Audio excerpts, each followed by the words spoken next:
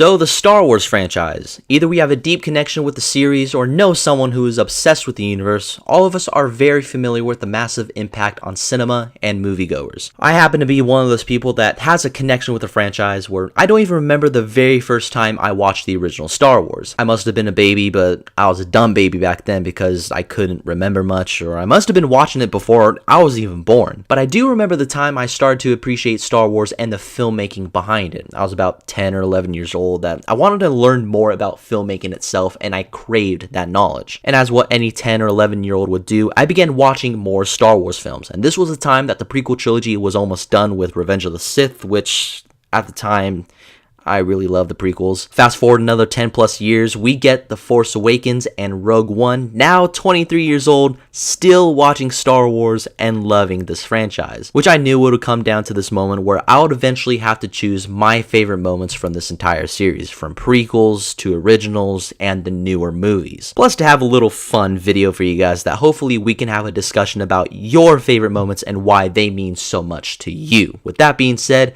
here's my top 10 favorite Star Wars moments.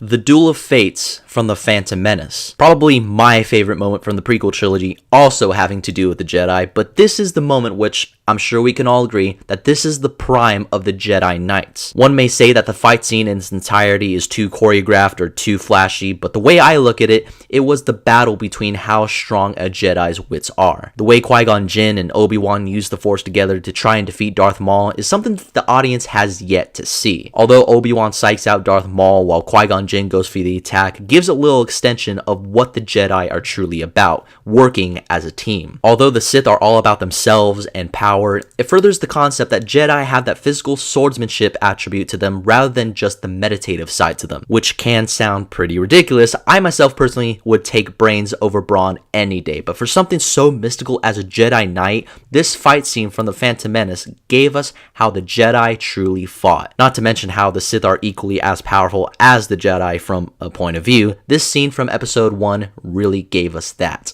Ben! Han Solo. Take off that mask. You don't need it. What do you think you'll see if I do?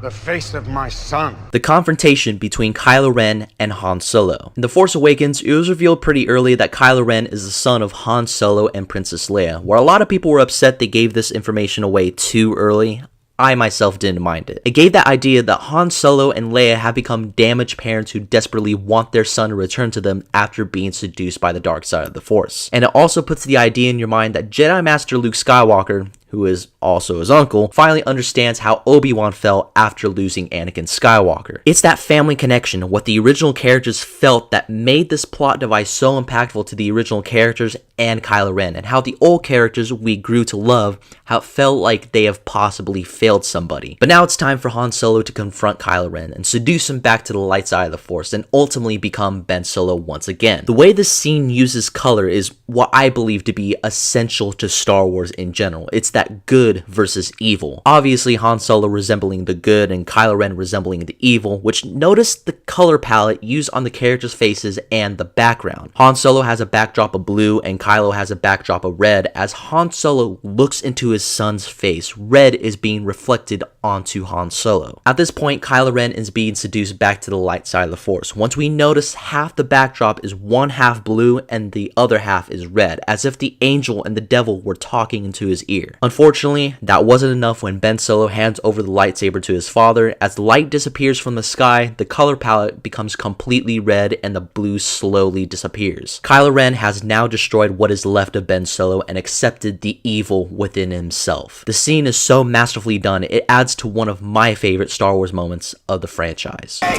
steady girl. Hey, what's the matter? You smell something?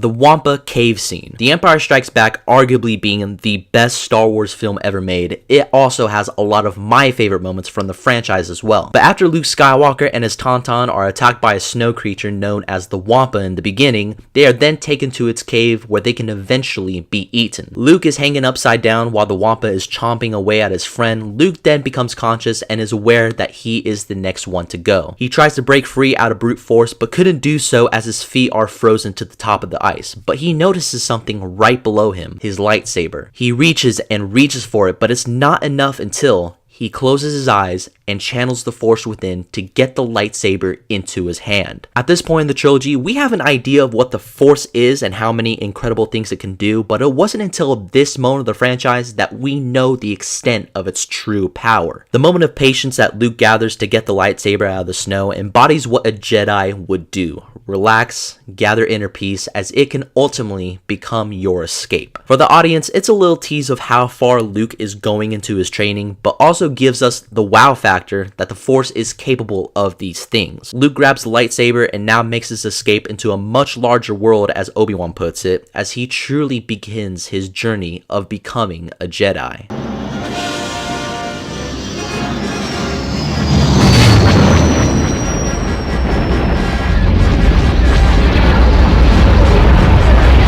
The intro to the original Star Wars. If you came up to me and asked me what's some of my favorite intros to a film ever, one of the first ones I'll say is easily the original Star Wars. After the opening credits crawl up and establishes the plot that there's a galactic war going on between two groups known as the Rebellion and the Empire, the camera pans down to a remote planet known as Tatooine and introduces us to something that cinema at the time has never seen before. The small Corellian Corvette, or also known as the Tantive 4, flies above the screen as they are in pursuit of the Empire. As the Empire Star Destroyer flies above the screen, we now see the full sizes of the ships, conveying to the audience of who the Rebellion is really going up against. The size of the ships says a lot about each group, as the small Tantive 4 shows that the Rebellion is a ragtag group of underdogs that we are rooting for, as the Empire are the malicious power that the Rebellion really has no chance of conquering. As a lover of film, it was the first time a movie introduced something flying above our heads, giving us the visual marvel of what Star Wars will soon to be. But right off the bat, setting us up right for the action that this war between these two groups will reach towards our main characters, and the battle of good versus evil will begin. All that established within a matter of seconds, and it's nothing short of being genius. The Force is with you, young Skywalker. But you are not a Jedi yet.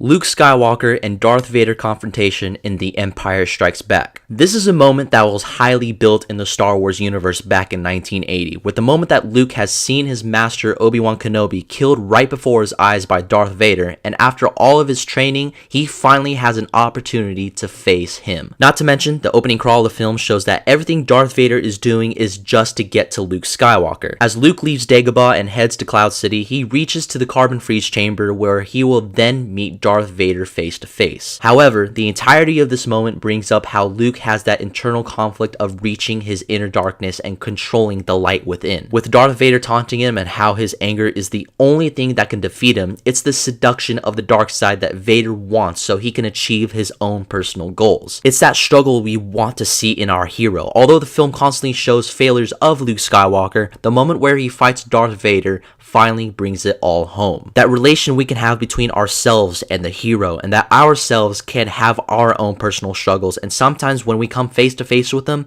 we can fail. This whole theme is wrapped up in a very entertaining lightsaber battle, amazing cinematography, great acting by Mark Hamill, inside one of the greatest moments in Star Wars history. He told me enough. He told me you killed him. No. I am your father.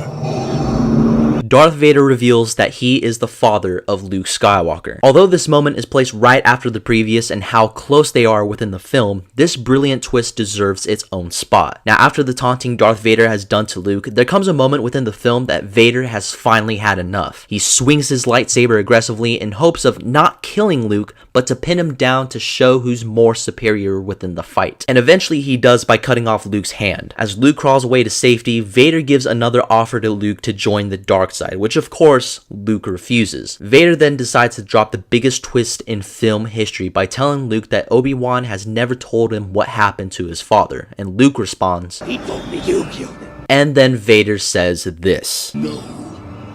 I am your father. This twist alone was unforeseen within the realms of cinema, not to mention how in 1980, society wasn't surrounded by social media to give any leaks on the film. It was very well contained. So imagine being an audience member for the first time seeing this and knowing the fact that Darth Vader is the hero's father. You don't even have to be a lover of the franchise, but just an average moviegoer, and appreciate the twist this film went for. Now, young Skywalker, you will die.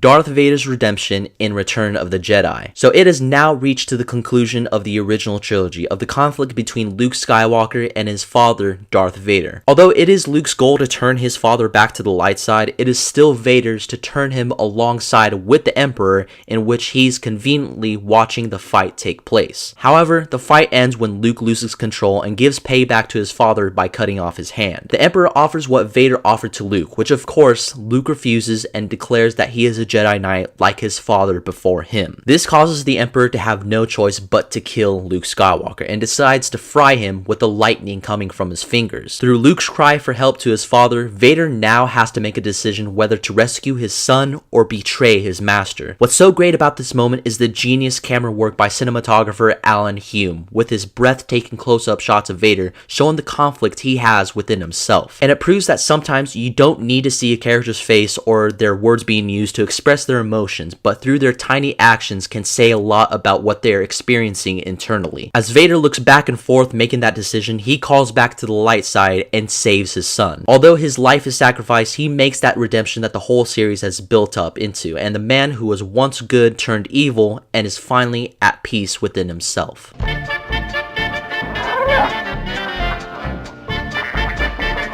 The Cantina in Mos Eisley. As Obi-Wan and Luke decide to go on their adventure, they head to the Mos Eisley Cantina looking for a transport to the planet of Alderaan. Upon entering the Cantina, we get a device room of space creatures just hanging out, socializing, and enjoying their drinks. This scene gives off the vibe that Star Wars is a western set in space, and how expansive the Star Wars universe can really be. This embodies the famous creature and practical production design that Star Wars is notorious for, as each frame from the sequence shows off what costumes can really be like. Just get a man or a woman inside a costume, have them act a certain way that is very much otherworldly, and you got yourself a western set in space. This is the first moment in the Star Wars franchise that the audience really gets the idea of how big this universe is, and ultimately setting the tone this film has to offer.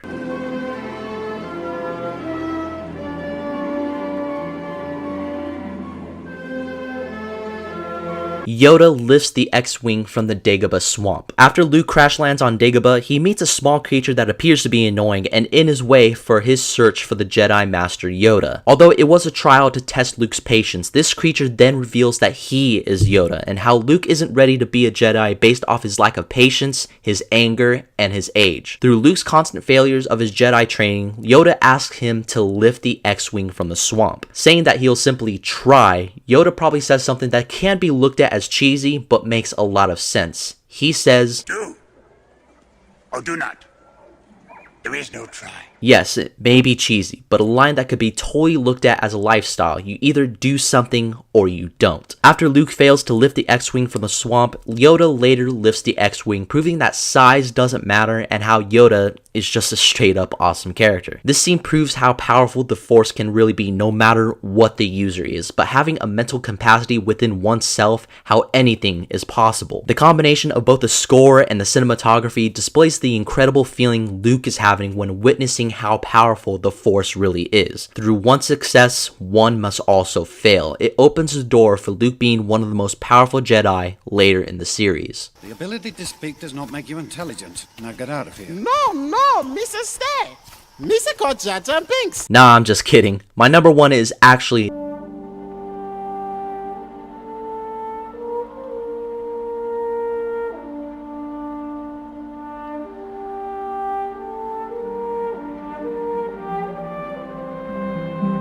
the twin sons from the original Star Wars. Everything about this scene resembles Star Wars as a whole. Everything from the cinematography, the color scheme, the music score composed by John Williams, the acting from Mark Hamill, says everything you need to know about Star Wars. The twin sons representing that road that is to come into someone's lifetime, forcing them to make that decision on who they want to be, and Luke showing us how he craves for that adventure. A scene where no matter where you come from, we have all felt like this at some point of our lives. A feeling where we feel stuck, but we can't get out of this situation that we are currently in. No dialogue is needed whatsoever. Like I said, the cinematography, the acting, the John Williams score says everything it needs to say on what our hero is feeling. Also encourages the idea that if you took away the dialogue from Star Wars completely and just had this original score, the audience would know exactly what's going on within the entire film. Also a lover of silent films in general, this is a masterclass scene of visual storytelling, a timeless scene not only from Star Wars but from cinema as a whole, which is why the twin sun scene is my favorite moment in all from Star Wars. Alright guys, now those are my picks for my top 10 favorite Star Wars moments of all time, and I want to know what your guys' favorite moments are. Is your list similar to mine, or would you change some things from it? Whatever they are, let's have that discussion down below. And as always, if you like the video, hit that like button, share the video so we can further the discussion of Star Wars. I will leave every link to my social media in the description box down below so you can follow that. And don't forget to hit that subscribe button to see more videos like this. And as always, guys, may the Force be with you.